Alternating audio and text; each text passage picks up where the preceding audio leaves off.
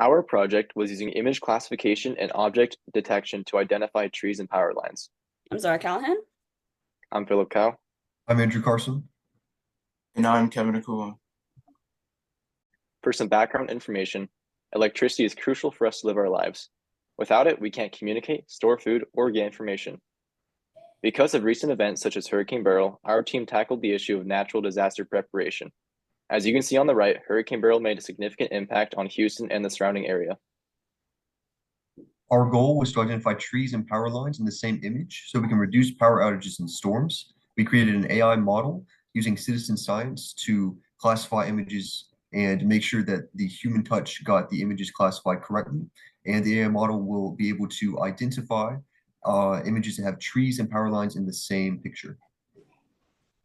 Our dataset included 1,103 photos taken as up photos from the Globe Observer app.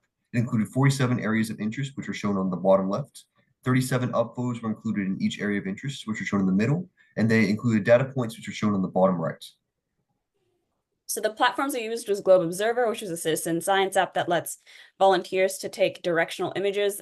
Also, it allows them to take images up and down, and we focused on the up images. Next, we used ChatGPT to generate the code used to process the data, and Google Colab as the platform to run the Python code to process and convert all the data. Next, we use Zooniverse, which is another citizen science platform that allows volunteers to label and annotate images. Lastly, we use RoboFlow, which is a website that provides code to train and test a YOLO object detection model after annotated images are uploaded.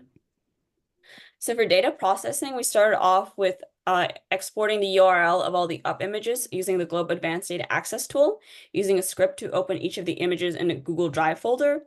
Then we created a Zooniverse project with all the images and exported the gathered annotated data using a CSV file.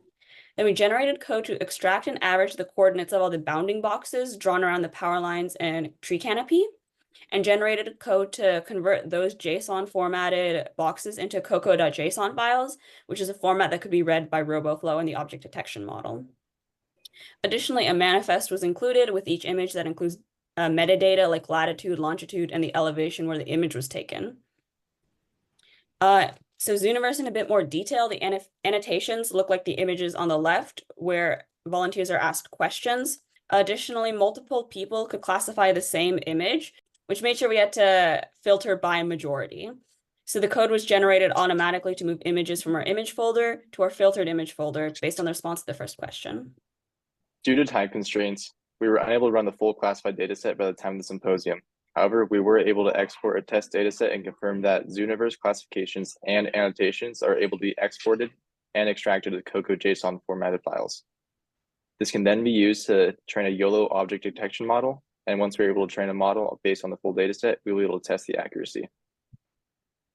For future work, we believe that there are certain aspects of our project that could be further improved, such as training the model with a larger data set from data gathered from different years, and not just 2024, which will help improve the accuracy and variety.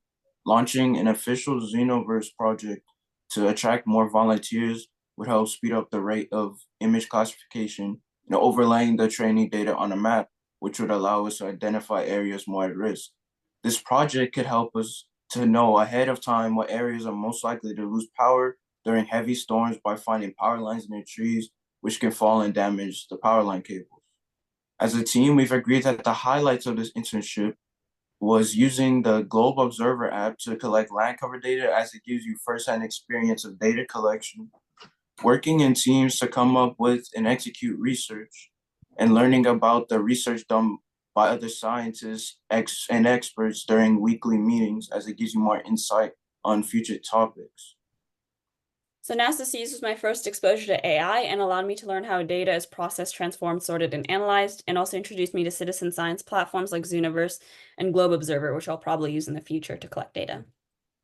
Thanks to NASA Seas, I've been able to explore and experience the process of scientific research, along with how impactful it can be to future researchers and scientists. Through NASA Seas, I got to experience firsthand all the steps of publishing research and learned how to use valuable resources dealing with remote sensing and land cover data. Participating in NASA Seas really strengthened my understanding of data collection and analysis. It also exposed me to new concepts such as citizen science and AI.